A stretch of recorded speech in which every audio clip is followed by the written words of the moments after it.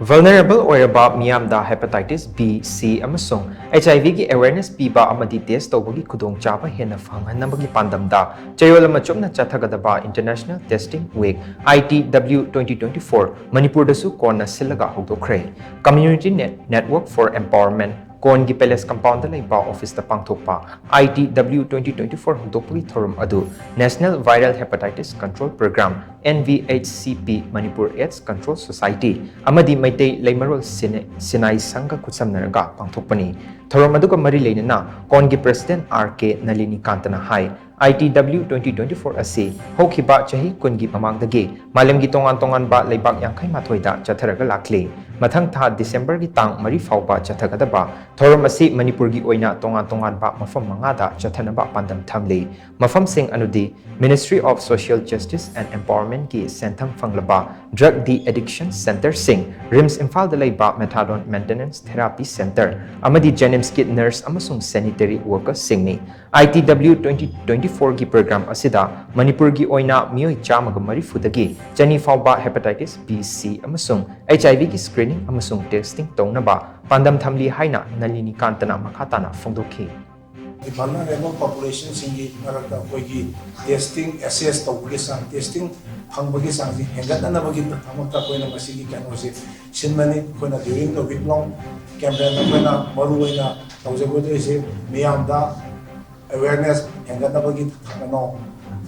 thabak loina screening of hepatitis B, hepatitis C and HIV koi site manga da keno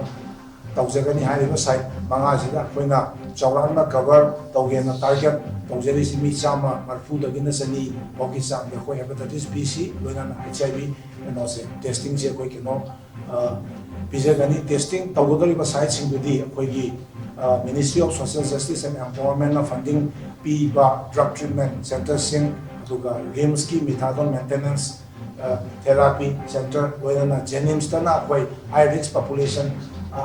amani haidana koi identified tawjariba nurses amadi sanitary workers singi marakta koi tawraga drug treatment center ahum RIMS ki methadone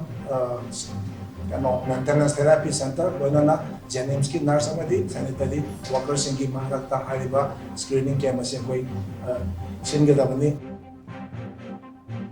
Thorum aduda saruk yakibi National Viral Hepatitis Control Program gi Nodal Officer Dr. RK Rosina hai Hepatitis B asi amuktang nakrabadi fabak ngamde adubu laina asi control toraga thamnaba punsi chupa hidak chaba mathok tai laina asidagi punsi chupa ngakthok ke hairabadi Hepatitis B gi vaccine kapthokpana amatang airapa pangbai oigani amaromda Hepatitis C gi oinadi layeng laga fabak ngami adumaku hairiba laina asi amuk han narakpa yabagi oithokpa leitabasu nate marmaduna laina asi amuk hana naraktanaba lichat sajat hongdokpaki tangai fadaba chawna lei miyamnasu isa gi status khangnaba ngalingaida viral infection sing asigi testing amadi screening tokthokpiyo haina Dr. Rosina makhatana phongdokhi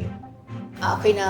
HRG high risk group haidana leriba koigi target group se asi sigi singsi damuktadi hepatitis B vaccine issue akoigi hairiba program sigi makhada available use haizage aduba healthcare workers singse issue koisi in the process adi ada tharapagi process la leriba healthcare workers singsu akoina high risk group da adum matching ko then general population na akoidi to bikhiroidran haiba leragati yes us pawki oina di maduni da mata kudin chabdu le vaccination adubu shayam na changba natre